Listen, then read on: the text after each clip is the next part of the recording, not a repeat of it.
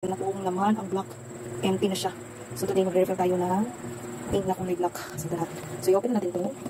Ganda rin. Nakita nyo guys, diba? Apat ang kulay na dyan. This is black, yellow, pink, or magenta, and blue. Okay, so ito na siya.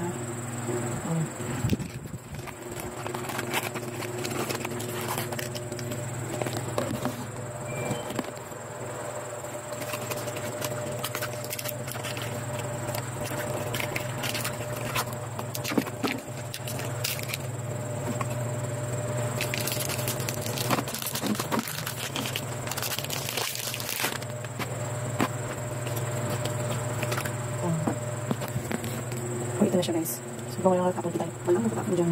So, next step, i-open natin ang kulay black kasi ang kulay black ang walang laman. So, ipasok na yun dyan. Ayun na. O, diba? Unti-unti na nag-refill. Automatic siyang refill guys. Ayun na.